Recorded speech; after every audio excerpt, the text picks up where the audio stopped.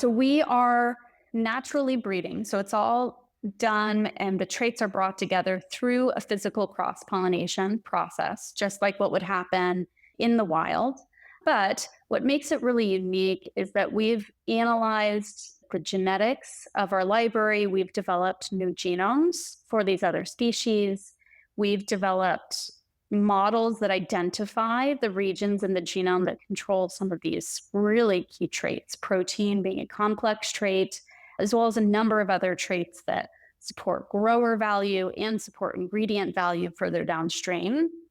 And then you build on top of that your simulation tools that actually help to predict which parents, if you have a library with thousands and thousands of different breeding candidates, which two do you need to cross-pollinate together to bring together the trait package?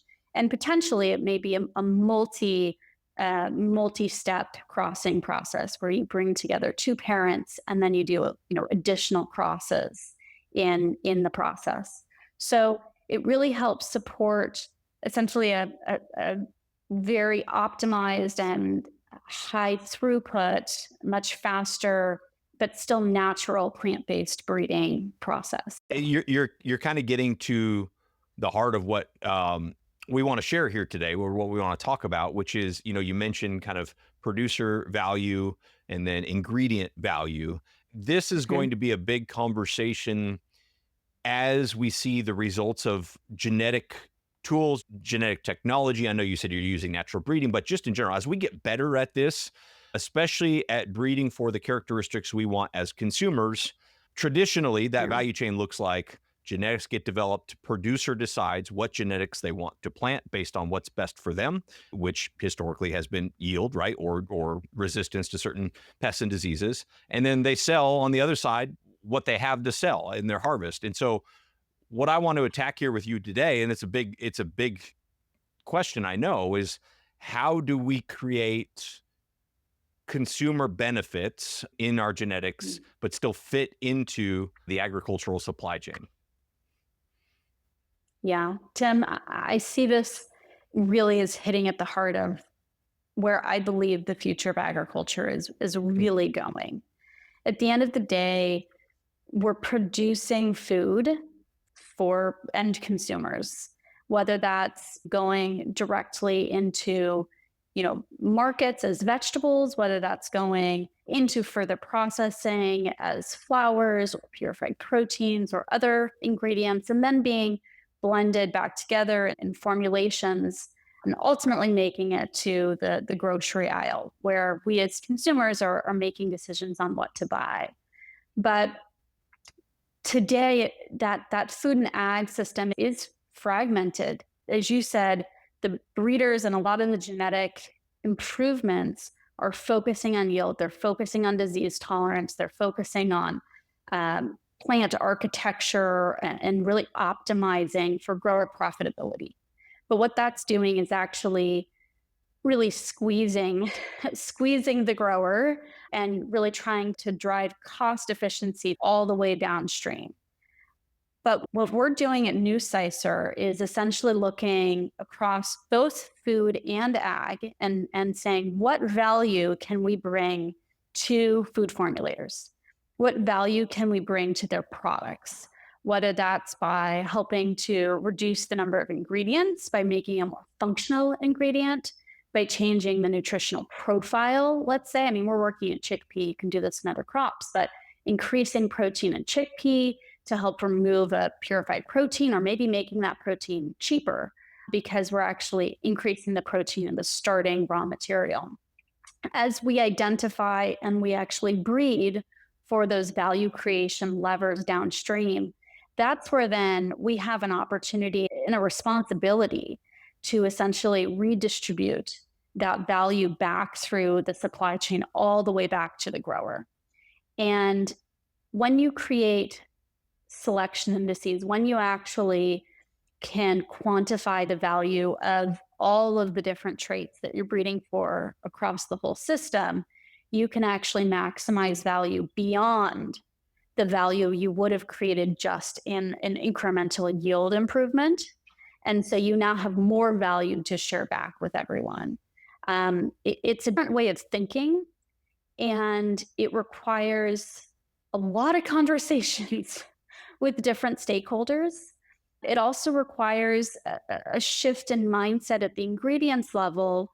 And I do believe that starting in chickpea is actually a benefit to us. If we'd gone after and tried to do this, let's say, in corn or wheat or rice or even soy, one of the really massive commodity crops where the supply chain is truly fully optimized and truly resistant against any minor changes because it messes up with that efficiency that they've worked so hard for.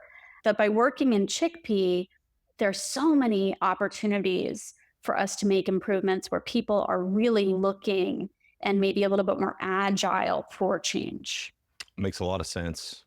And, I have in the last 18 months been somewhat skeptical a lot of the claims out there of nutrient density, because it seems like people are trying to attach it to like, here's the way I farm. So obviously you're getting more nutrient dense food. And it's like, that doesn't make any sense to me.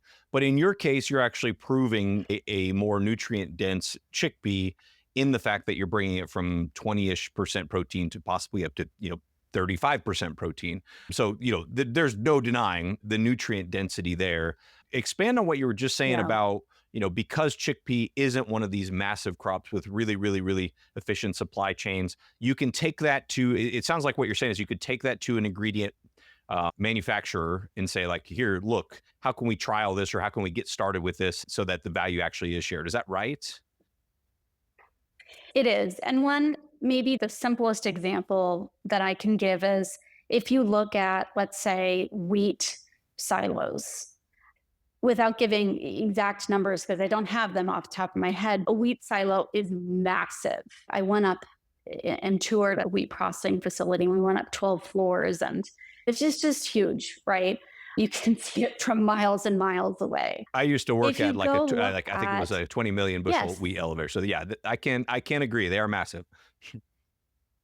yes. So now you look at chickpea or lentil or one of these slightly smaller crops. They're still grown on hundreds of thousands of acres, but it's not millions and millions of acres yet, right? So now you're starting to try to fit into slightly smaller processing facilities where they have slightly smaller silos, still very large, um, but one scale below, and it gives a little bit more flexibility in segregating these different varieties. Because obviously, if you have 35% protein chickpea, you don't want that just to get mixed in with the commodity chickpea at 20 or 22% protein content. It eats the value, no one knows what to do with it, and it actually causes more disruption than value. But if you're dealing with these one size smaller silos and slightly smaller processing infrastructure, almost gives you a stepping stone by which to create some market destruction by actually creating value for these processing companies in their facilities that are already used to processing more of a specialty crop. And then as that value takes off, now they can start to scale it up. So I see this actually as a benefit of us working in chickpea because the supply chain is flexible and working with us. If I'm a farmer and I'm hearing this, Mhm. I'm like, okay, much higher protein in chickpeas. Oh, I already grow chickpeas or I want to grow chickpeas. I think my first question is going to be to my local chickpea buyer and saying, how much more money are you going to give me for higher protein? I think that's probably natural to wonder or to assume. This gets back to our Mhm. conversation about like, all right, where are the incentives in the system and how do we think about this, systemically? Because if there's more protein in chickpea, there's going to be more buyers. Yeah. How do you answer that if you get that question? Yeah. So I think first and foremost, the important piece with our first generation variety is that we've increased protein without sacrificing on yield. And that's important as we are building the downstream market and working with processors to drive adoption of the higher protein content and take advantage of that. So I think that's the first really important piece is that We can't sacrifice the economics at the grower level with that protein. I think the other piece is that we have made significant progress in understanding, quantifying, and negotiating the value of the protein to the ingredients marketplace. It's not, it's not just as simple as when you purify protein, you need fewer pounds of input material when you start with more protein. It's not complicated than that. It's, how many liters of water are you saving and processing? What's the ratio of the co-product? What's the market of the co-product? What's the value of that?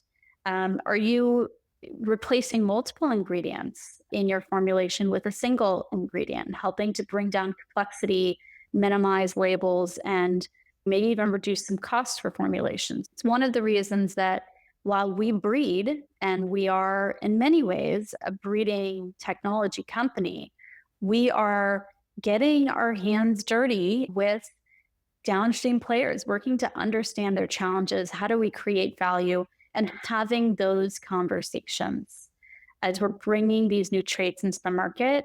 How do we share that back with the grower? That's really where we're starting. And I think the conversations we're having are going to help with that narrative.